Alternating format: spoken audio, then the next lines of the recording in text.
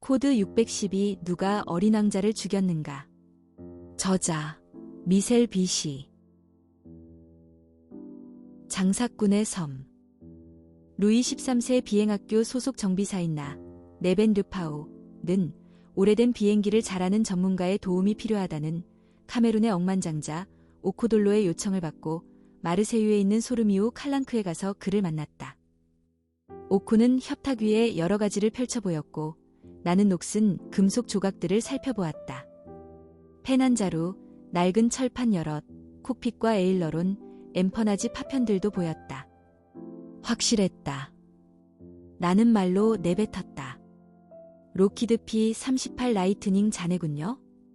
전투 조종사 수백 명이 이 지중해 위에서 목숨을 잃었죠. 이곳 칼랑크에 뭐 특별한 사연이라도 있는 걸까요? 1944년 7월 31일 앙투안 드 생텍지베리가 P-38 라이트닝을 타고 출격했다가 프로방스 해안가 어디쯤에서 사라졌죠. 결국 찾아냈지요. 오코가 힘주어 말했다. 그렇죠. 바로 여기에서 말입니다. 사라진 지 50년이 훌쩍 지난 시점에. 하지만 명백한 증거는 없었다. 그의 시신도 개인 소지품도 없었다. 나는 파카 만년필과 기체 잔해들을 다시금 살폈다. 이게 그 증거라는 건가요? 당신 생각엔 어떤가요? 오코는 자리에 앉아 자기 앞에 놓인 상자를 바라보았다. 발신인은 어디에도 적혀 있지 않았다. 그저 이름 하나만 있었다. 클럽 612. 오코는 상자를 선뜻 열지 못했다. 나중에 열어볼 심산이었다. 사설 탐정과 네벤을 만난 뒤에 말이다. 한편 섬들의 다이아몬드는 미우항에 정박해 있었다. 오코가 말했다. 팍스 컴퍼니 쪽 탐정이 오면 같이 바다로 나갑시다. 탐정 이름은 앤디요. 두 사람이 한 팀을 이루게 될 겁니다. 마침내 소리가 들리더니 작고 호리호리한 실루엣이 헬멧을 벗었다. 보기에 팍스 컴퍼니 쪽 탐정은 10대 같았다. 여자잖아? 그녀는 섬들의 다이아몬드 갑판에 뛰어내리더니 환히 웃으며 내게 악수를 청했다. 앤디라고 해요. 팍스 컴퍼니 인턴이에요. 오코가 묶어둔 밧줄을 풀었다. 요트가 속력을 높였다. 오코가 녹슨 파카 51펜을 유리 진열대 아래 놓았다. 이 만년필이 생텍지페리 실종 미스터리를 해결하는데 실마리를 제공할 주요 발견물이지요. 1944년 7월 31일 생텍지페리는 폭격기 P-38 라이트닝을 타고 정찰 임무를 수행하기 위해 코르시카 보르가에서 이륙했어요. 이후 생텍지페리는 무선 호출에 한 번도 응답하지 않았지요. 오후 2시 30분 연료가 바닥났고 3시 30분 실종됐어요. 그 뒤로 발견되지 않았고요. 1998년 9월 진실이 열리기 전까지 말이죠. 바로 이곳. 마르세유 해안에서 장클로드 비앙코라는 어부가 그물에서 은팔찌를 건져 올렸는데 오랜 시간 바닷물 속에 있었는데도 보석에 새겨진 글씨는 읽을 수 있는 상태였죠. 마침내 미스터리가 밝혀진 겁니다. 생텍지페리가 우리가 있는 이곳 아래 어딘가에 추락한 거죠. 전 개인적으로 이 팔찌 이야기를 전혀 믿지 않아요. 앤디가 말했다. 오코 역시 미소를 지어 보였다. 하지만 이 팔찌가 존재하는 건 엄연한 사실이잖소. 아래쪽에 생텍지페리와 그의 부인 이름, 뉴욕 출판사 주소까지 새겨진 채로 말이오. 앤디가 응수했다. 모두 적혀있긴 하죠. 그물로 건져 올린다는 게 사실상 불가능한 팔찌 위에 글씨가 적혀있죠. 여기엔 디테일한 결점이 하나 있어요. 이 어불한 사람이 그물에서 팔찌를 건져 올리기 전엔 아무도 그 팔찌 얘기를 들은 적이 없었죠. 굳이 파고들자면 생텍지페리의 뉴욕 절친 실비아 해밀턴이 그가 죽기 몇 달 전 어린 왕자 수기 원본을 받고선 그에게 선물로 준 팔찌를 떠올릴 순 있죠. 하지만 그건 은팔찌가 아니라 금팔찌였어요. 앤디, 당신 말이 맞아요. 처음엔 아무도 이 팔찌의 존재를 믿지 않았지요. 진상을 파악하기 위해 잠수부들이 팔찌가 발견된 장소를 탐색까지 했는데 2000년 5월 잠수부들이 전투기 기체를 발견했어요. 잔해를 인양한 뒤 감식했고 결론은 2003년 9월에야 났죠. 잔해 조각에서 판독해낸 군번, 2734L이 생택지페리 비행기 군번과 일치했거든요. 이것으로 미스터리는 밝혀지고 논쟁도 종식하게 된 겁니다. 앤디가 웃음을 터뜨렸다. 그건 조작이라고요. 아무도 믿지 않던 팔찌의 존재가 근처에서 기체 잔해 하나 발견했다는 것만으로 진짜로 둔갑했다고요. 나는 그들의 설전을 홀린 듯 지켜보았다. 그때 섬들의 다이아몬드가 흔들렸다. 오코는 머릿속으로 직사각형 상자와 유일하게 적힌 발송인 표시를 그려보았다. 클럽 612. 이제 상자를 열어볼 때일까? 이제 그는 계속 조사를 해나가기에 너무 늙고 병들고 지쳤다. 그래서 바통을 넘겨줘야겠다고 마음을 굳힌 듯했다. 오코는 다리를 절뚝거리며 걸어가 유리 진열장 덮개를 들어올렸다. 그리고 파카 51펜을 집어들더니 자기 앞에 놓인 종이 위에 이름들을 적어내려가기 시작했다. 마리스완, 뉴욕 맨해튼 5번가, 엠파이어 스테이트 빌딩 79층, 무아제, 엘살바도르 공화국, 콘차기타 섬, 이자르, 스코틀랜드 오크니 제도, 허머니 자치왕국, 호시, 사우디아라비아, 지다등대, 지리학자, 앤디와 네베는 환상의 명탐정 듀오를 결성할 것이다. 섬들의 다이아몬드가 모르지우 칼랑크에서 찰랑거리며 돌을 쌓아 만든 방파제를 마주했다. 앤디는 두 바위 사이에 앉았다. 오코가 앤디에게 편지 하나를 내밀었다. 여기 로드맵이에요. 이제 다음 단계로 넘어갈 차례군요. 나는 인턴 탐정 어깨너머로 내용을 읽어보려 했다. 오코는 종이에 이름 5개와 주소 4곳을 적어놓았다. 첫 번째 줄만 겨우 읽었다. 마리스완, 뉴욕 맨해튼. 그때 오코는 말했다. 이제 이유를 밝힐 때가 온 것 같군요. 파카 50일 만년필이 발견됐을 때 내게 연락이 왔던 이유, 그리고 내가 당신에게 연락한 이유를 말입니다. 나는 일평생 내 에너지와 재산을 어린 왕자에 바쳤습니다. 이러한 열정을 다른 5명의 어린 왕자 광들과 공유했어요. 우리는 클럽 610이라는 이름의 클럽을 결성했습니다. 목적은 생택지페리와 어린 왕자의 죽음에 관한 미스터리를 밝히는 것이었죠. 미스터리요? 그래요. 어린 왕자는 생택지페리의 이야기 결말에 죽지요. 어린이들을 위한 이야기의 주인공이 죽다니 뭔가 이상하지 않나요? 누가 어린 왕자를 죽인 걸까요? 이미 알아차렸겠지요. 몇 달 간격으로 일어난 어린 왕자와 생택지페리의 죽음에 어떤 유사점이 있지 않겠습니까? 나도 확신은 없었지만 우선 반박했다. 어린 왕자는 뱀에게 물려 죽지 않았나요? 생택지페리는 독일군에게 격추당했고요. 앤디가 빙긋이 웃었다. 추리소설을 한 번도 안 읽어봤군요. 그리 단순한 문제는 아니라는 생각이 들지 않나요? 어째서 어린 왕자는 독자에게 경고하는 걸까요? 내가 죽은 것처럼 보이겠지만 사실은 그렇지 않아요. 이 문장을 읽으면 실제로 무슨 일이 벌어진 건지 알아보고 싶지 않나요? 겉으로 드러난 사실 이면에 나는 도통 무슨 말인지 이해하지 못했다. 앤디는 오코의 진지한 시선에서 확신을 구한 뒤 다시 나에게 말을 이어나갔다. 정비사 아저씨, 어릴 때 어린 왕자를 읽어봤지요? 그렇다면 그중 가장 유명한 문장이 뭐죠? 중요한 건 눈에 보이지 않는다. 바로 그거예요. 조금만 더 깊이 생각해본다면 이렇게 해석해볼 수도 있지 않을까요? 중요한 건 감춰진다. 진실은 우리가 믿는 것과 다르다. 생택지페리는 우리에게 처음부터 사실의 이면을 볼 줄 알아야 한다고 가르쳐주지요. 내 생각엔 앤디가 내 말을 끊었다. 어린 왕자에서 중요한 건 눈에 보이지 않는다는 것을 누가 가르쳐주죠? 여우예요. 그렇죠. 하지만 정비사 아저씨. 생택지페리가 이 세상 하고 많은 동물 중에서 여우를 골랐을까요? 짐작가는 이유가 전혀 없었다. 동화 속에서 대개 여우는 어떤 모습으로 등장하죠? 여우는 보통 교활한 모습이죠. 그래요. 그러니까 한 작품의 교훈을 여우가 얘기하고 있다면 그 교훈 안에는 무언가 속임수가 있는 것 아닐까요? 바로 생택지페리도 그 점을 내세운 거죠. 어린 왕자가 신뢰하기로 한 두 번째 동물은 뱀이에요. 어린 왕자는 뱀에게 어째서 넌 항상 수수께끼 같은 말을 하니? 라고 묻잖아요. 난 그녀의 말에 반박할 논리를 찾았지만 딱히 떠오르지 않았다. 수수께끼 투성이라고요. 여전히 수수께끼로 가득한 스토리라고요. 생텍쥐페리의 죽음이나 그의 정부 넬리드 보기에가 앞으로 몇십 년을 공개하지 못하게 한 아카이브 자료나 그의 부인 콘슈엘로의 트렁크를 둘러싼 수수께끼 말이죠.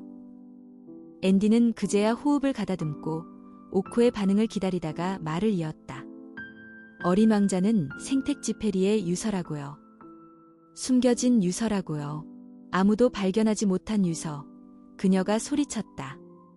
당신의 클럽 612 말이에요. 오코. 저도 일원이 되고 싶어요. 앤디는 억만장자가 자신에게 건넨 종이로 시선을 옮겼다. 그녀가 다시 이름과 주소를 읽었다. 마리스완, 맨해튼, 그리고 말했다. 지금 당장 떠나시죠. 허영심 많은 여인의 섬. 마리스완이 바구니 안에 잠든 작은 개를 살폈다. 곱슬곱슬한 털이 있어 꼭 양 같았다. 휠체어에 앉은 그녀가 천천히 거실로 갔다. 아파트 창가를 향했고 79층 높이에서 맨해튼을 가만히 바라보았다. 그녀는 잠시 커다란 유리창에 비친 자기 모습을 살피더니 머리에 쓰고 있던 작은 모자를 벗었다. 곧바로 개가 바구니에서 몸을 일으키더니 짖었다. 고마워, 아니발. 그녀는 이번에는 벽 사방에 걸린 액자들과 마주한 자리에 휠체어를 세웠고 자신의 조종사를 감탄하며 바라보았다. 그녀의 멋진 조종사는 늙지도 않고 아직도 빛바래지 않은 제복을 입고 쓸쓸하면서도 다정한 눈길을 하고 있었다. 조종사 옆에는 5살의 그녀가 있다. 조금 더 옆으로 가면 20살의 그녀가 있다. 건너편 벽에는 40살의 그녀가 있다. 창가에 놓인 난로 위로는 60살의 그녀가 있다. 우아하고 감동적이고 엄격하다. 창문에는 80살의 그녀가 있다. 그녀는 마지막으로 제복 차림의 조종사를 한 차례 바라본 뒤 탁자 가까이 휠체어를 옮겼다. 탁자에는 직사각형의 흰 상자가 탁자 위에 놓여 있었는데 그곳에는 다음과 같이 적혀 있었다. 마리스완 제임스, 뉴욕시 5번가, 엠파이어 스테이트 빌딩 79층. 열어볼까? 그녀는 망설였다. 아니, 아직은 아니야. 그녀는 손님을 기다렸다. 이후 어느 날 나는 맨해튼에서 노부인의 휠체어를 밀고 있었다. 멈춰요. 마리스완이 외쳤다. 센트럴 파크 사우스 240단지 앞에 멈췄다. 저기에요. 27층. 생텍쥐페리가 2년 동안 저곳을 빌려 지냈고 저기에서 어린 왕자를 대부분 집필했어요. 난 종종 그를 보러 갔고요. 마리스완이 휠체어에 양쪽 손잡이를 치며 말했다. 가죠. 곧장 앞으로 가면 돼요. 우리는 엠파이어 스테이트 빌딩 쪽을 향했고 엠파이어 스테이트 빌딩 아래에서 멈췄다.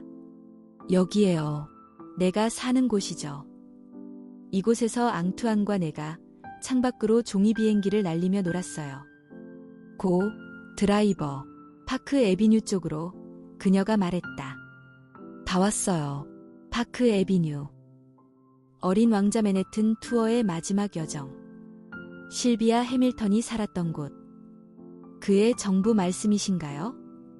생텍쥐페리가 사랑하는 사람이었지요. 그녀는 그가 밤새 그녀 집에서 보낸 다음날 아침에 놓고 간 어린 왕자 원고들을 번역 의뢰했어요. 증거는 바로 이거예요. 생텍쥐페리가 알제리로 떠나기 직전 어린 왕자 수기 원고를 콘슈엘로가 아니라 실비아 해밀턴에게 건넸다는 사실 말이에요. 바로 그 원고가 여기서 지근거리에 있는 모건 뮤지엄에 전시되어 있지요. 우리 뒤쪽 어느 카페테라스에 젊은 연인이 서로 마주 앉아 각자 휴대폰을 보고 있었다. 사랑한다는 건 서로 같은 곳을 바라보는 거지. 마리스완이 계속 혼자 중얼거리며 고개를 들어 엠파이어 스테이트의 꼭대기를 향했다. 토니오는 뉴욕에 도착해서 마냥 기뻐했지요. 어린아이가 따로 없었어요. 큰 아이. 늘 웃고 담배 피우고 장난치고 그림 그리고 그토록 유명한 프랑스 사람이자 전투 조종사이자 진지한 작가였던 그가 마냥 어린 소녀처럼 거대한 도시와 불타는 세계에 푹 빠진 거지요. 너무도 즐거워하는 그를 보고 편집자부터 친구들과 여인들까지 어른들이 입을 모아 그더러 동화를 써보라고 했어요. 즐겁고 유쾌한 이야기 말이에요. 그래서 그가 어린 왕자를 썼지요. 동화는 아니었지만 왜냐하면 토니오가 다시 우울해졌으니까. 더 이상 나락 높은 곳에서 창밖으로 종이 비행기와 물풍선을 던지지 않았어요. 진짜 폭탄을 투하하고 진짜 비행기를 조종하고 싶어 했어요. 다시 참전하고 싶어 했지요. 어째서요? 죽으려고요? 마리 스완이 앤디의 질문에 놀란 듯했다. 전쟁터에서 죽으려고? 당연히 아니지요. 토니오는 큰 아이였다니까요. 그게 무슨 뜻인지 여전히 모르겠어요. 지중해로 참전하러 다시 떠날 때 이 아이는 이미 죽은 뒤였다고요. 앤디가 고함치듯 물었다. 그걸 어떻게 알죠? 적혀 있잖아요. 글 읽을 줄 몰라요? 어디에요? 어디긴 어린 왕자죠. 잘 봐요. 분명하다고요. 어린 왕자가 바로 어린 생텍쥐페리라고요. 생텍쥐페리가 어린 왕자를 죽였어요. 이후 나와 앤디는 아놀드 카페 구석에 앉았고 앤디가 나에게 말했다. 이 말이 스완이라는 늙은이가 하는 말이 진짜라면요? 어린 왕자를 죽인 범인이 행성 6곳에 각기 살던 사람 중 한 명이 아니라 심지어 장미꽃이나 여우, 뱀도 아니고 어떤 독자도 의심하지 않은 화자라면요? 그러니까 조종사, 그러니까 생텍쥐페리. 이건 애거사 크리스티보다 한 수 위군요. 화자가 살인자라면, 오토픽션이라면 살인자가 곧 작가라는 거잖아요. 작가가 자신이 생명을 부여한 아이를 죽인 거죠. 설득력 있어요. 정말로. 앤디가 백지 위에 둥그스름한 글씨체로 커다랗게 썼다. 어린 왕자를 죽인 자는 조종사. 한편 맨해튼에서의 산책 막바지에 우리가 오코돌로에 대한 질문을 시작으로 협박에 관한 이야기를 꺼냈더니 마리스와는 피곤하다는 말로 대답을 대신했다. 대신 내일 점심 이후에 다시 들르면 클럽 612에 관한 이야기를 모두 해주겠다고 했다. 자신을 산책시켜준다는 조건으로. 참고로 마리스와는 평생 어린 왕자 영업한 책을 간직했다. 책장 사이에 그녀가 끼워놓은 생텍쥐페리의 서명도 있었다. 결국 그녀는 생텍쥐페리와 사랑에 빠졌다. 그녀는 생텍쥐페리에 관한 자료와 책, 편지 일체를 수집했다. 그런데 마리스와는 30살에 결혼식을 올렸다. 상대는 돈 많은 기업가였다. 그녀는 자기 방식대로 남편을 사랑했다. 하지만 그녀가 가장 사랑하는 사람은 생텍쥐페리였다. 그녀는 그가 떠난 뒤로 자신의 별이 꺼졌다고 생각했다. 그리고 그녀는 그가 살아있다고 확신했다. 그가 그녀를 기다린다고 확신했다. 어디선가 그녀가 다시 빛을 밝혀줄 별에서. 그녀의 머릿속에서 생텍쥐페리는 여전히 40살이었고 그는 늙지 않지만 그가 사랑한 여자들은 이제 나이가 들어 생텍쥐페리가 늙은 여자들에게서 멀어지고 이제 자기 차례가 올 것이라 확신했다. 마리스와는 미망인이 된 지 1년이 채 되지 않은 신사래 오코돌로를 알게 되었다. 그녀는 그가 제안한 클럽 612 아이디어를 듣자마자 솔깃해했다. 오코처럼 그녀 역시 생텍쥐페리가 유서도 남기지 않고 떠났을 리 없다는 확신이 있었다. 그의 책 속에 비밀이 숨어 있을 거라 확신했다. 그녀는 자신이 그 비밀을 발견하리라 확신했다. 그녀는 클럽 612 활동을 시작해 자기가 알고 있던 정보를 나누며 뛰어난 수완을 발휘했다. 오코는 클럽 612에서 자금줄 역할을 했고 그녀가 회장을 맡았다. 마리스와는 휠체어를 밀어 거실에 놓인 낮은 탁자 앞으로 갔다. 구멍이 3개 뚫린 직사각형 상자를 다시 살펴보았다. 누가 보낸 걸까? 오코. 그녀는 옛일을 회상하기 시작했다. 그녀는 모든 것이 뒤바뀐 2005년 1월 그날 저녁을 다시 떠올렸다. 그녀는 그 일이 있기 전까지 생텍쥐페리가 어린 왕자를 죽였다고 확신했었다. 마침내 어른이 되기 위해, 성장하기 위해, 사랑하기 위해. 겨울 그날 저녁, 그녀가 뉴욕시티 오페라단 공연을 보러 갔다. 생텍쥐페리의 이야기를 서정적으로 각색해서 만든 작품이었다. 작품 안에서 어린 왕자 역은 당연히 천상의 목소리를 가진 훌륭한 남자 아역 배우가 맡았다.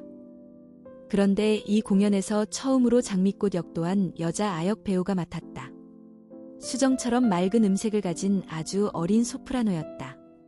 바로 그날 저녁, 그녀가 깨달았다. 그녀의 나이 65살에 마침내 알게 되었다. 그녀는 저녁마다 찾아온 키가 크고 지성을 갖춘 작가 손님과 사랑에 빠진 게 아니었다. 그녀는 그의 내면에 있는 아이와 사랑에 빠진 것이었다. 바로 어린 왕자와 말이다. 그녀가 평생 애타게 찾은 대상은 어린 왕자였다. 그도 그녀의 내면에 있는 아이를 사랑했으니까. 툭하면 토라지고 허영심 많고 변덕스러운 장미꽃 말이다. 그녀의 내면에 있는 소녀 덕분에. 마리스와는 휠체어를 앞으로 밀어 창가로 가서는 5번가의 부산한 풍경을 바라보았다. 그녀의 입가에 미소가 번졌다. 그녀는 프랑스에서 온 이 탐정들에게 거짓말을 했다. 생텍쥐페리는 내면의 아이를 죽이지 않았다. 이 아이는 살아있었다. 만약 아이가 죽었다면 그녀도 죽었을 테니. 우리가 센트럴 파크 벤치에 자리를 잡고 청서가 몇 마리인지 세어보려 할 때 앤디의 전화가 울렸다. 앤디가 나도 대화에 낄 수 있게 스피커 버튼을 눌렀다. 미리 얘기하려 했는데 올 필요 없어요. 어제 맨해튼 산책하면서 할 말 다 했어요. 내가 틀렸어요. 내가 당신들을 잘못된 길로 이끌었어요. 토니오는 내면의 아이를 죽인 게 아니었어요. 다시 말할게요. 생텍스는 어린 왕자를 죽이지 않았어요. 그가 범인이 아니에요. 지금 농담하시는 거죠? 모든 게 딱 들어맞는 걸요. 아가씨, 내 말 믿어요. 토니오는 내면의 아이를 희생시킬 수 없었어요. 그럴 수가 없어요. 그럼 누구죠? 그럼 누가 어린 왕자를 죽인 거죠? 그 대답은 다른 데서 들어야 할 것 같네요. 또 다른 증인들이 있어요. 나보다 더 잘 아는 증인들 말이에요. 앤디가 물었다. 무아제라는 사람 말인가요? 엘살바도르 콘차기타 섬에 산다는 분이요? 아마도 아직 살아있다면요. 진짜 범인은 오랫동안 나도 인정하고 싶지 않았어요. 세상에서 가장 오래된 존재. 열정, 사랑, 질투. 그녀는 다음 말을 내뱉기 전에 침묵했다. 다시 책을 읽어보면 눈에 바로 들어올 거예요. 어린 왕자를 죽인 범인은 장미꽃이에요. 그 뒤로 그녀는 아무 말도 하지 않았다. 전화기 너머로 개 짖는 소리만 들렸다. 마리스와는 건물 가장자리에서 떨어진 위치에 휠체어를 멈춰 세웠다. 그녀가 상자를 들어 올렸다. 이 소포를 보낼 만한 사람이 누굴까? 그녀가 상자를 열었다. 그녀가 꼼짝할 새도 없이 뱀이 튀어나왔다. 그녀의 다리 주변으로 오직 노란 섬광만 비쳤다. 그녀는 잠시 미동도 하지 않았다. 소리도 지르지 않았다. 그는 가을 낙엽 떨어지듯 천천히 떨어졌다. 바람 소리에 가려 소리조차 나지 않았다. 5번가를 지나던 한 행인이 처음으로 고개를 들어 빌딩 꼭대기를 보았고 그때 다른 행인이 소리를 지르고 뒤이어 수많은 행인이 아우성쳤다. 사람들이 처음엔 발코니가 지붕 일부분이 떨어져 나온 것이라 생각했다. 그런데 결국 눈에 들어온 건 비현실적인 형체의 휠체어였다. 우주 끝단에서 온 장애외계인의 의자 같은 것이 핑글핑글 돌며 떨어지더니 거리 한가운데서 박살났다. 술꾼의 섬. F900 기체가 엘살바도르를 향해 날아갔다. 앤디가 종이를 꺼내더니 거기에 적힌 글 중 어린 왕자를 죽인 자는 조종사를 이렇게 고쳤다. 어린 왕자를 죽인 자는 장미꽃. 이윽고 기체가 산미구엘 소규모 비행장의 소형 활주로에 착륙했다. 콘차기타 섬까지 가는 길은 그 뒤로도 먼 여정이었다. 기차, 버스, 자동차, 배. 마침내 배가 콘차기타 부두에 도착했다. 앤디가 푸드트럭을 운영 중인 남자에게 가서 무아제 코카브라는 사람을 아느냐고 물어보았다. 푸드트럭 사장이 단번에 옆에 있는 해변을 가리켰다. 소포가 먼저 오더니 이번엔 손님까지 콘차기타에 세상의 종말이 다가오는군. 무아제가 술병을 우리 쪽으로 치켜들어 건배를 외치더니 우리가 그를 향해 걸어가는 동안 술병을 비우고선 빈 병을 모래 위에 던졌다. 무아제는 말수가 적었다. 그는 몇 분이 지나서야 입을 뗐다. 우린 클럽을 결성했어요. 최고의 어린 왕자 전문가들이 모인 클럽이었죠. 각자 맡은 역할이 있었고요. 우리는 수없이 많은 가정을 세우고 또 좌절하는 과정을 반복하며 자료를 아주 많이 모았어요. 클럽 612 멤버들끼리 서로 알고 지냈나요? 네, 상황을 점검할 목적으로 매년 한자리에 모이곤 했어요. 며칠씩 이자르의 집에서 모였어요. 몇 시간씩 토론했죠. 공연히 나는 머릿속으로 상황을 정리했다. 클럽 명단에 네 번째로 적힌 이자르가 왕인 거로군. 무아제는 당연히 술꾼이고. 그렇다면 다섯 번째인 호시가 가로등 켜는 사람인가? 이제 미스터리로 남은 건 지리학자뿐이었다. 이어가 봅시다. 오코가 우리에게 일련의 임무를 맡겼거든요. 처음부터 되짚어보도록 하죠. 마리스완이 말하길 어린 왕자를 죽인 범인이 장미꽃이라고 했어요. 맞나요? 스완은 여전하군요. 여전히 다른 장미꽃을 그토록 질투하는군요. 특히 콘시엘로. 하지만 이 비열한 작자와 사랑에 빠진 장미꽃 중 그 누구도 사랑하는 이의 마음을 다치게 하지 못했겠죠. 그들은 토니오를 너무 사랑했으니까요. 장미꽃이 어린 왕자를 죽인다고요? 정말 말도 안 돼요. 어째서 말이 안 된다는 거죠? 사실 어린 왕자는 자신의 장미꽃이 죽은 걸 이미 알았던 거예요. 그는 장미꽃이 어느 순간 사라질 수 있다는 걸 알았다고요.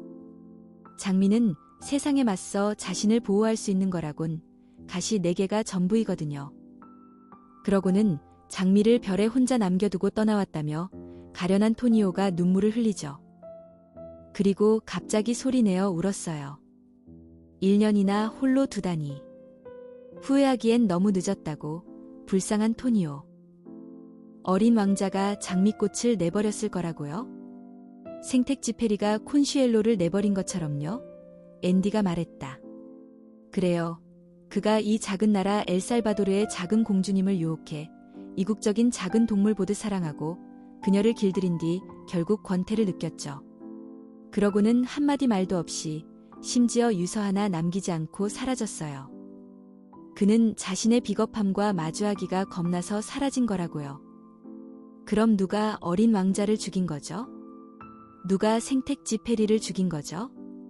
무아제는 묵묵부답이었다. 그저 자기의 주머니를 뒤져 우리에게 빨간 비자 2개를 내밀었다. 나는 클럽 612 네 번째 멤버의 주소를 기억했다. 이자르. 스코틀랜드 오크니 제도, 허머니 자치왕국. 그게 유용할 거예요. 허머니 공국의 세관원들이 좀 깐깐한 면이 있거든요. 술꾼이 한바탕 웃더니 말했다. 그만 가봐요. 무아제가 머리 위로 F900이 날아가는 것을 보았다. 이른 새벽이었다. 아직 시간이 있다. 상자를 열어볼 시간. 인부들이 지나가며 그를 보고 비키라고 손짓했다. 그는 꼼짝하지 않았다. 인부들은 어깨를 으쓱했다. 어쨌든 파라다이스 아일랜드에 머물 사람은 그들이 아니었다.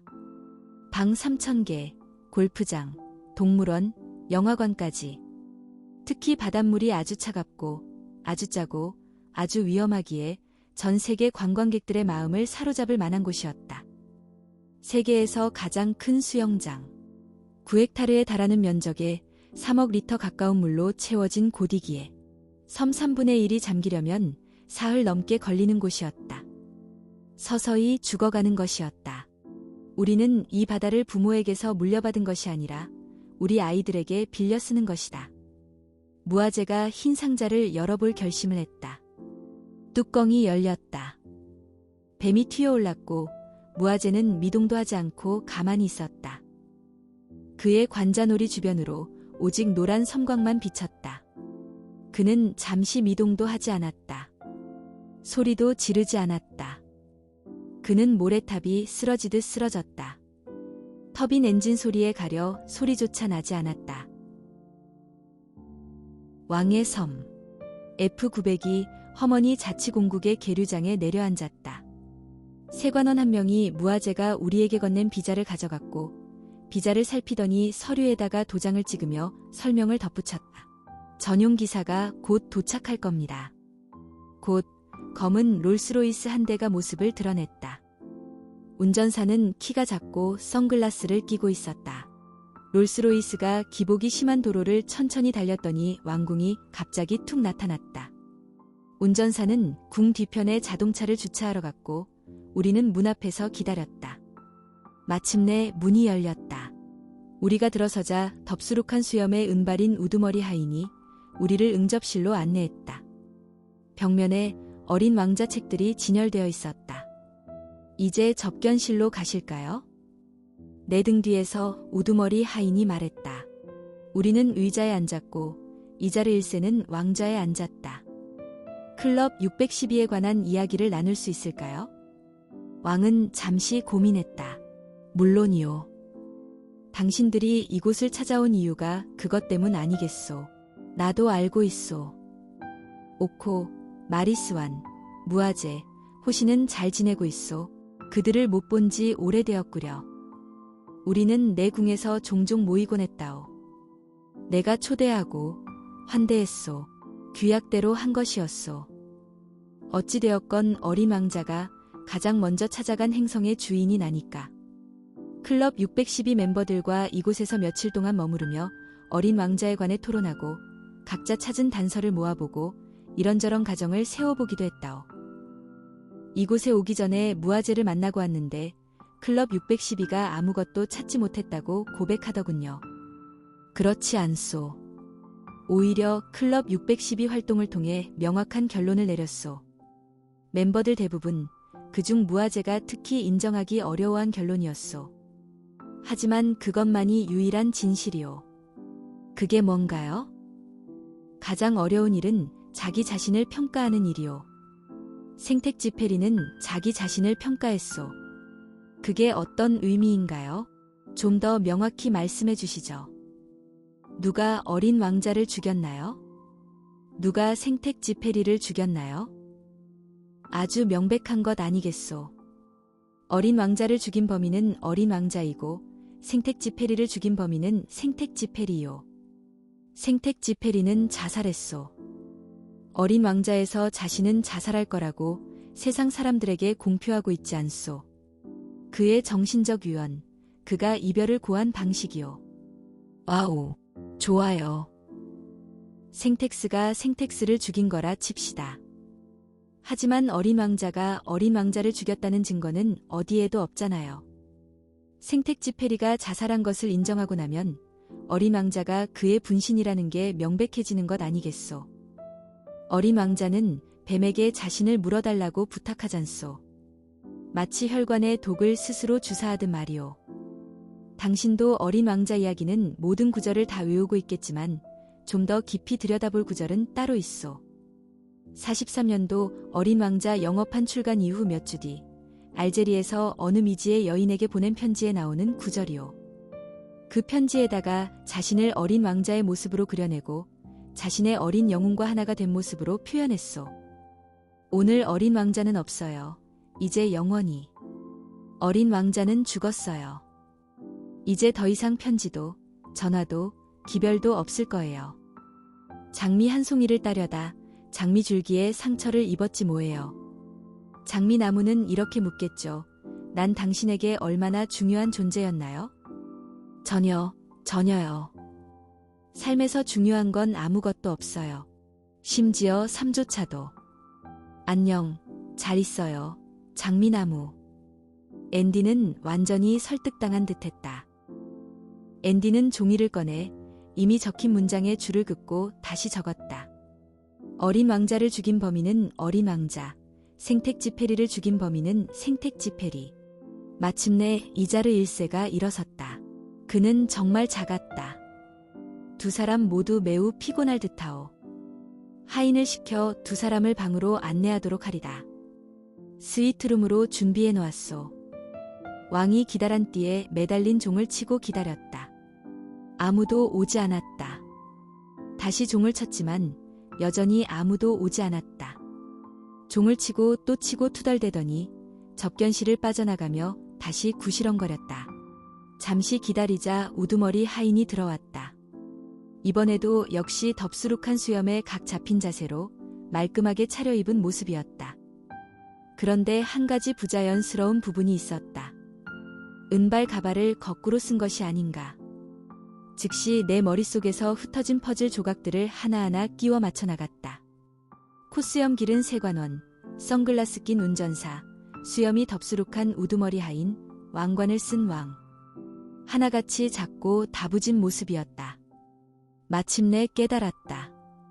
이 모두가 동일인의 형상을 한 것이다. 나는 우두머리 하인이 머리카락 매무새를 다듬는 동안 앤디 쪽으로 고개를 돌렸다. 그녀 역시 깨달았다. 이자르 1세 혼자 이 섬에 살고 있다는 것을. 그가 이 엉터리 왕국의 유일한 거주인이라는 것을. 다음날 우리는 왕을 만나러 다시 갔고 내가 말했다. 저희는 떠나겠습니다. 왕이 말했다.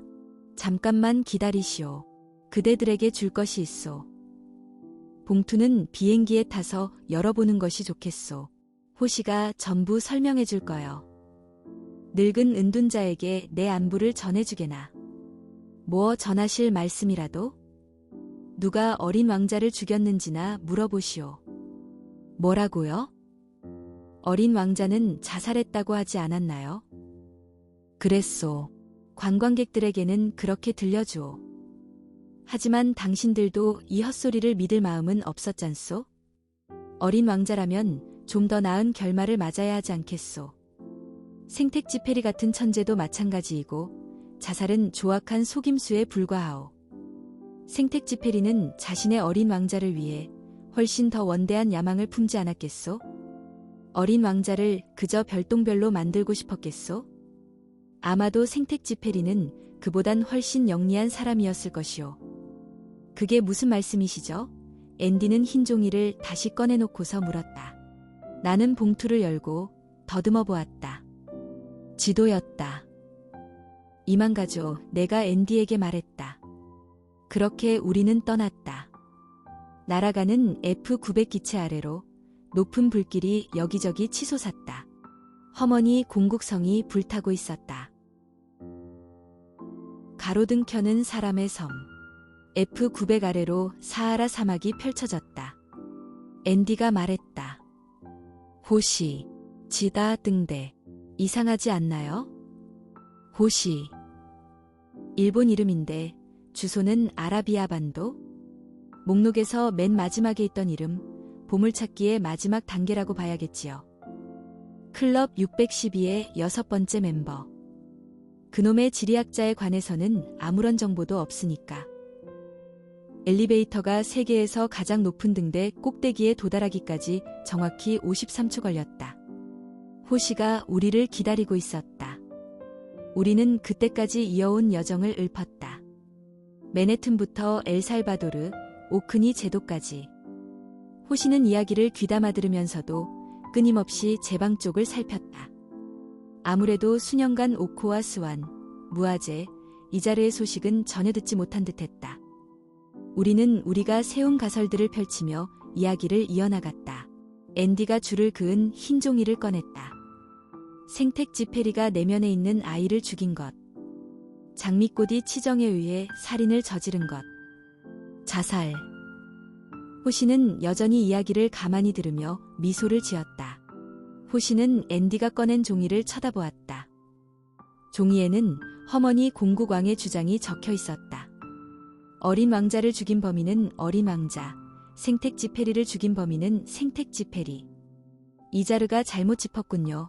생택지페리는 죽으려고 전장에 다시 나간 게 아니에요. 내면에 있는 아이를 죽이려 했던 건 더더욱 아니고요. 자살하려는 것도. 생택지페리가 재참전한 건 단순한 이유 때문이었죠. 생텍 지페리는 명령을 따랐어요. 그가 자살하려 했다면 비행을 나가지 않았겠지요. 앤디는 호시의 논리에 흔들리는 듯했다. 그래서 생텍스를 죽인 범인은 누구죠? 세상이요. 세상 사람 모두. 앤디. 당신은 그가 어린 왕자 원본을 갖고 있던 실비아 해밀턴에게 죽기 며칠 전에 보낸 마지막 편지에 썼던 내용을 기억하나요? 늘 내가 순수함을 증명할 수 있음에 뼛속 깊이 기쁘군요. 사람은 오직 피로 서명하는 법이죠. 어린 왕자와 어쩜 이리도 비슷할까요? 순수하고 무고하지만 죽어야만 하는 사람. 생텍스는 어린 왕자와 마찬가지로 이 땅에 사는 이기적인 개인과 각각의 행성에 사는 부조리한 사람들에 의해 죽었어요. 앤디가 다시 흰 종이를 쥐고 써내려갔다. 생텍 지페리를 죽인 범인은 호르스트 리페르트. 어린 왕자를 죽인 범인은 여러 행성에 사는 사람들, 장사꾼, 허영쟁이, 술꾼, 왕. 왠지 모르게 이야기는 도무지 믿을 수 없다는 생각이 강하게 들었다. 새로운 섬에서 클럽 612의 다른 멤버를 만날 때마다 새로운 버전의 이야기를 들려주었다. 그것도 매번 터무니없는 이야기들로 말이다. 내가 쐐기를 박았다. 제가 보기엔 당신이 뭔가를 숨긴 것 같군요. 호시가 고개를 숙여 시선을 문자판으로 가져갔다. 순례자 43,612. 생각보다 빠르군. 곧 동틀 시간이라 나는 이제 자야겠군요. 규칙이라. 항만에 작은 범선 한 대를 빌려두었어요. 두 사람은 거기서 자면 됩니다. 엘리베이터 문이 열리는 순간 등대지기가 우리 쪽을 향해 고개를 돌렸다. 당신 말이 맞아요. 네벤. 내가 거짓말했어요. 내일 다시 와요.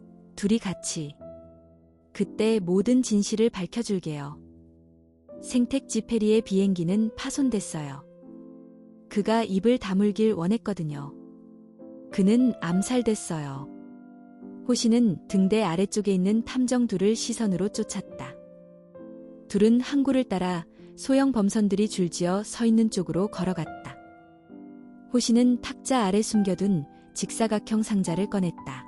열어보기를 망설였다. 그는 지리학자가 털어놓은 비밀을 다시금 떠올렸다. 오코와 스완, 무아제, 이자르는 어떻게 되었을까? 확인하지 못했다.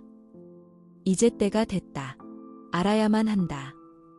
오코가 보낸 두 탐정이 다시 오기 전에, 그들에게 최후의 진실을 털어놓기 전에.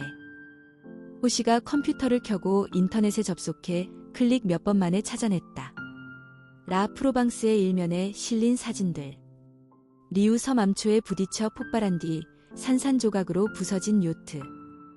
뉴욕타임스 신면에 짤막한 기사와 함께 실린 캐딜락 차량 지붕에 처박힌 휠체어 사진. 전 세계 SNS를 휩쓴 사진 한 장. 세상에서 가장 큰 수영장에 물이 가득 채워진 모습. 그리고 아무도 믿을 수 없는 소문까지. 돈과 시간을 아끼기 위해 한마을에 바리케이드를 쳤는데 물 깊숙이 오두막집과 탁자, 위자 심지어 한편의 술주정뱅이까지 사슬로 묶여 있었다. BBC 스코틀랜드에서 드론으로 촬영한 영상. 괴짜 늙은이 한 명과 양 수백 마리가 사는 허머니 섬에 지어진 성이 통째로 검게 불탄 모습. 호시는 여전히 망설였다. 상자를 집어들고 맞은편 서랍에 다시 넣기로 했다. 선반 위에는 또 다른 직사각형 상자 두 개가 놓여 있었다. 그가 흰 상자들을 자세히 살피고는 아직 주소를 적지 않고 비워놓은 줄로 시선을 옮겼다. 다음 상자는 누구에게 보낼까? 사랑스러운 앤디는 어떨까? 호시가 문자판 앞에서 우리를 기다리고 있었다. 앤디는 호시에게 숨 돌릴 틈도 주지 않았다. 누구죠? 누가 생텍스의 비행기를 파손시켰죠? 그가 입을 다물길 바란 사람이 누군가요? 누가 암살했나요? 생텍 지페리가 입을 다물게 하다. 그의 비행기가 파손되다. 호시가 가만히 생각에 잠겼다. 아, 그건 정말 오래된 엉터리 가설이죠. 어제는 내가 이 가설로 당신들을 깬 거예요. 그래야 당신들이 나를 꼭 다시 찾아올 테니. 생텍쥐페리는 드골 장군에게 정면에서 저항한 몇 안 되는 지성인 중 한 명이었지요. 1944년 7월 말 연합국의 승리가 분명한 상황이었고 정치적 숙청이 뒤따를 게 자명했죠. 생텍쥐페리는 영향력 있는 인물로 거슬리지만 통제하기 힘들었고요. 당연히 드골파는 그를 싫어했어요. 수사관들이 맨 먼저 가닥 잡은 가설 중 하나가 전후에 그가 제거됐을 거라는 거였죠. 드골 장군이 생텍쥐페리의 숙청을 명령했다는 건 좀 터무니없지 않나요? 맞아요. 나도 믿지 않아요. 그가 종이 뭉치 중 가장 가까이 있는 것을 탁자 위에 펼쳐 보였다. 여러 신문 기사와 컴퓨터 화면을 인쇄해 놓은 거였다. 산산조각이 난 요트, 박살이 난 휠체어, 물에 잠긴 해변, 불타버린 성. 나는 이 비극적인 사건들과 마주하며 몸이 떨렸다. 호시가 말했다. 누군가 클럽 612 멤버들을 차례로 제거하려 하고 있어요. 나는 말했다. 범죄에 쓰인 무기가 뭔지 알겠어요. 우리의 연쇄 살인범의 수법 말이에요. 직사각형 상자. 우리가 만난 모든 클럽 612 멤버가 똑같은 상자를 받았어요. 구멍 3개가 나란히 나 있는 종이 상자. 조종사가 어린 왕자에게 그려준 것과 닮은 상자 말이에요. 그러자 호시가 서랍을 향해 다가가 서랍을 열고 상자를 꺼내며 말했다. 이런 상자요? 내 심장이 쿵쾅거렸다.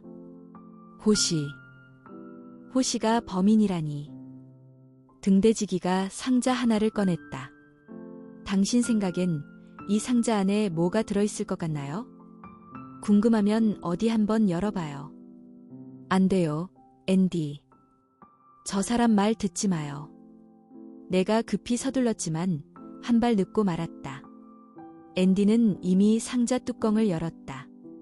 그녀의 목 주변으로 오직 노란 섬광만 비쳤다. 그녀는 잠시 미동도 하지 않았다. 소리도 지르지 않았다. 그녀는 사랑하는 한 여인이 쓰러지듯 천천히 쓰러졌다. 내 품에 쓰러져 소리조차 나지 않았다.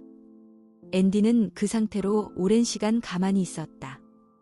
그때 앤디가 고개를 획 돌려 상자를 바라보더니 웃음을 터뜨렸다. 종이 괴물이 튀어나와 그녀의 목에 달려든 것이었다. 종이 접기한 노란 뱀. 노란 뱀은 뚜껑을 열면 용수철처럼 튀어오르도록 상자 안에 교묘히 접혀 들어가 있었다. 나는 도무지 이해할 수가 없었다. 이게 도대체 어떤 의미일까? 호시가 말했다. 내가 클럽 612 멤버들에게 이 깜짝 종이 인형을 넣은 상자를 하나씩 보냈어요. 그들이 메시지를 이해할 수 있도록 말이에요. 모든 게 상자 안에 설명되어 있었어요. 지리학자가 그들에게 설명해달라고 부탁한 모든 거 말이에요. 그 지리학자라는 사람이 누구죠? 당신한테 줄 다른 선물이 있어요. 그가 서랍장 칸을 열어 검은 봉투 하나를 꺼냈다. 다음 로드맵이에요. 마지막 단계. 당신은 처음부터 알아차렸겠죠. 어린 왕자는 암호화된 진실로 채워져 있다는 걸 말이에요. 앤디가 짧게 대답했다. 난 모든 걸 풀 수 있으니까. 그가 앤디에게 봉투를 건넸다.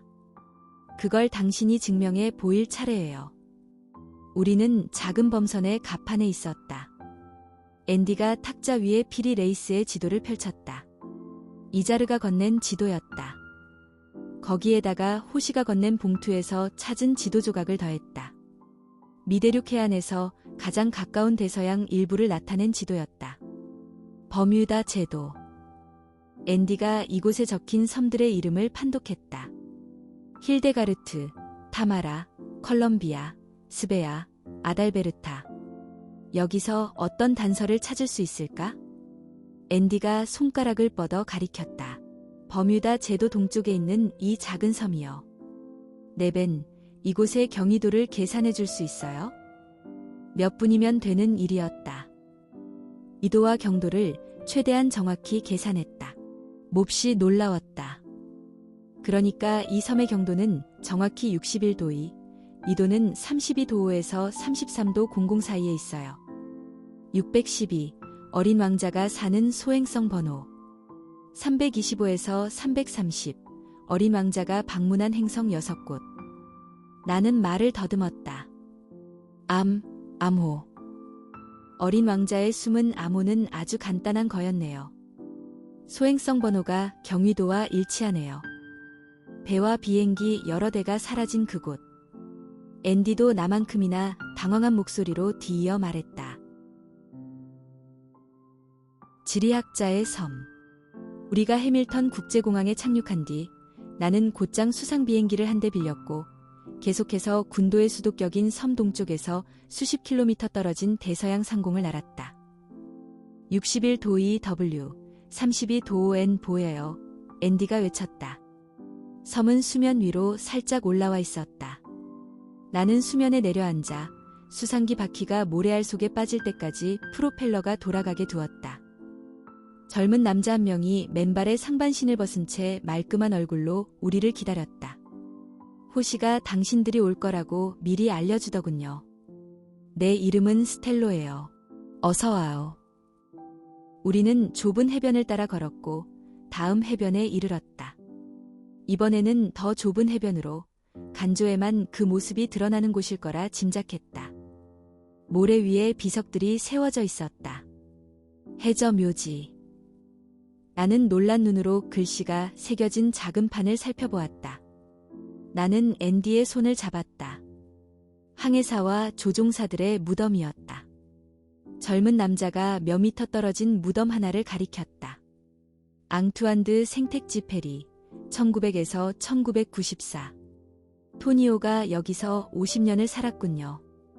우리가 말뚝 위에 지어진 둥그런 집에 가까이 갔을 때쯤 이런저런 외침이 들렸다. 스완과 이자르, 무아제, 오코의 목소리였다. 더욱 놀랄 수밖에 없었다. 이쪽으로. 스텔로가 또다시 말했다. 그가 바위 몇 개를 타고 올랐다. 앤디가 물었다. 생텍스가 지중해에 빠져 죽은 게 아니라 이곳으로 왔다는 건가요? 그건 더욱이 믿기 어렵군요. 좋아요. 모두가 그랬듯 저도 그렇게 믿었으니까요. 오랜 시간 무수히 많은 독자가 이런 환상을 품었었죠. 생텍스는 죽지 않았다고, 어딘가 숨어 있을 거라고. 하지만 결국 생텍쥐페리를 다시 찾지 못했죠. 간절한 꿈은 세월이 흐르면서 점점 희미해졌어요. 심지어 가장 열렬한 팬과 더불어 클럽 612 멤버들조차도 세기말이 다가오자 생텍쥐페리가 살아 돌아올 거라는 믿음을 버렸죠. 그러다가 1998년 기적적으로 팔찌가 등장한 탓에 그가 살아있을 거라는 희망의 끈을 완전히 놓아버렸어요. 앤디는 혹하는 듯했다. 하지만 나는 아니었다. 내가 말했다. 그렇다고 해도 이 화강한 묘비 말고 다른 증거들도 될 수 있어야죠. 앤디도 긍정의 뜻으로 고개를 끄덕였다. 클럽 612에 들어올래요? 스텔로가 느닷없이 제안했다. 앤디를 향한 것이었다. 저야 좋죠. 당신은 정말 지리학자인가요? 아마도요. 가입 시험 치를 준비는 됐나요? 준비됐어요. 시험 주제는 뭔가요? 의심하는 사람 설득하기. 생텍스가 1944년 7월 31일에 죽지 않았음을 의심하는 이 세상 모든 이들을 설득하기. 결국 앤디는 미남 스텔로의 축하를 받으며 가입 시험에 통과했다. 그녀가 잠시 멀찍이 갔다가 예쁘게 단장한 모습으로 돌아왔다. 저도 이제 멤버가 되었으니 밝힐 수 있잖아요. 생텍스는 어떻게 사라진 건가요? 사실 그건 아무도 몰라요. 하지만 어려운 일은 아니었어요. 조종사들은 대체로 급강하하기 전에 탈출하거든요. 생텍스도 분명 빠져나와 리우섬까지 헤엄쳤을 겁니다. 나는 생각했다. 누군가 거짓말하는 게 아니면 생텍쥐페리의 비행기가 독일군 조종사 호르스트 리페르트에 의해 격추당한 뒤 생텍스가 또 다른 군인 칼봄의 손에 구조돼 당국에 넘겨졌고 당시 자신의 정체를 절대 밝히지 않겠노라 마음먹었다가 결국 풀려난 뒤 다시 돌아오지 않은 것 아닌가. 하지만 앤디는 사전 계획 쪽의 마음이 더 기우는 것 같았다. 클럽 612조차 아무것도 발견하지 못했나요? 생택지 페리의 미스터리에 관심을 가진 모든 이들이 조작이나 속임수가 있다는 걸 알아챘고 그 중에서도 영리한 이들은 진실에 가까이 다가갔지만 결국 아무것도 찾지 못했어요. 당신은 어떻게 찾았나요? 젊은 남자는 대답하지 않고 여전히 손가락으로 가젤 가죽을 어루만졌다. 나의 어린 여우가 그의 손가락이 바다와 육지 사이에 놓인 순간 손가락을 붙잡았다. 당신은 누군가요, 스텔로? 젊은 남자는 대답하지 않고 고개를 들어 바다를 마주하더니 인접한 해변에 파도가 밀려와 묘비가 조금씩 잠기는 모습을 바라보았다. 나 역시 수평선을 응시했다. 배가 한 척도 보이지 않았다. 우리는 벤치에 앉았다. 앤디가 물었다. 그토록 중요한 어린 왕자의 진정한 교훈 말이에요. 스텔로가 말했다.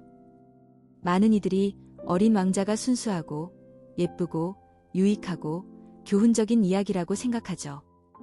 너는 내가 길들인 것을 책임져야 해. 너의 부인, 너의 자식, 너에게, 너의 이웃, 너의 동료, 너의 고향 사람들, 온 지구를. 파렴치한 인간들을 가만히 두고 못 보는 보이스카우트의 교훈 같은 거 말이에요. 한참 잘못 짚었어요. 어린 왕자의 철학은 단 한 문장 안에 들어가 있어요. 마음으로 봐야 잘 보인다는 것. 중요한 건 눈에 보이지 않지. 바닷물이 벤치 다리와 앤디의 발목까지 차올랐다. 스텔로가 말했다. 중요한 건 눈에 보이지 않는다는 말은 중요한 건 공백, 텅빔, 부재, 추억을 통해서만 존재한다는 뜻이에요. 중요한 건 늘 부족해요. 사랑하는 사람이든 사랑하는 물건이든 그 대상의 사로잡힘과 동시에 잃게 되는 거예요. 바로 그 부재가 대상에 중요한 의미를 부여하지요. 중요한 것이 존재하는 건 그것이 아직 그곳에 없어서 기다려지기 때문이거나 그것이 더 이상 그곳에 없어서 아쉽고 그립기 때문이에요. 생택지 페리에게는 오직 이 부재를 통해서만 세상이 의미 있게 다가온 거예요. 그렇지 않으면 모든 것이 무의미하고 한순간이며 돈으로 사들여지고 소유되고 버려지니까요. 부재와 떠남, 사라짐, 죽음을 받아들이는 것이 곧 만물의 가치를 깨닫고 그 가치를 존중하는 길인 거죠. 전혀 고통스럽지 않은 희생인 거예요. 그 희생 덕분에 모든 것이 중요한 가치를 얻게 되니까요. 스텔라가 말을 이었다. 생택지 페리가 말하는 책임감의 교훈은 이거예요. 우리는 자신이 하는 모든 행위에 이러한 책임감이 따른다는 것을 의식해야 한다. 심지어 정원사, 가로등 켜는 사람, 조종사가 하는 가장 평범한 행위까지도. 하지만 이와 동시에 이러한 행위들이 무의미한 것임을, 행위를 행하는 순간 무의미해진다는 것을 지각해야 하는 거지요.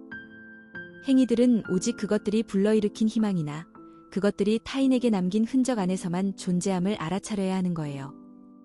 그러니까 모두가 모두에게 책임이 있지만 이 비장한 의식 안에서 무의미함이 우리가 자유를 갖는 조건이 되는 거지요. 그렇지 않으면 우리는 오직 자신만을 위해 움직이는 별이 되거나 아니면 오직 타인만을 위해 행동할 궁리만 하는 성인이 될 테지요. 중요한 건 눈에 보이지 않는 거예요. 생택지 페리가 중요하다고 생각한 건 우리의 책임감이니까요. 남겨진 공백, 그것이 우리의 자유인 겁니다. 스텔로는 강론을 마쳤다. 놀라웠다. 솔직히 납득할 만했다. 앤디가 흰 종이를 꺼내어 적었다. 생택지 페리를 죽인 범인은 어린 왕자. 물이 계속 차올랐다. 마치 앤디가 흘린 눈물만으로 대서양 한가운데 외딴 작은 행성이 잠기는 것 같았다. 우리는 위로 올라가 셋이서 오두막 문턱에 앉았다. 물결 한복판에 놓인 마지막 엘도라도였다. 우리는 해가 지는 모습을 바라보았다. 정면으로 30여 미터 떨어진 곳에 수상기가 우리를 기다렸다. 나는 한 걸음 앞으로 내디뎠다. 스텔로와 앤디는 그 자리에 가만히 있었다. 물이 허리까지 차올랐다. 얼마 지나지 않아 발이 바닥에 닿지 않을 상황이었다. 이제 타러 가야 해요. 내가 말했다. 난 여기 있을게요. 스텔로가 말했다. 나는 한 걸음 더 내디뎠다. 내가 또다시 말했다. 이제 타러 가야 해요.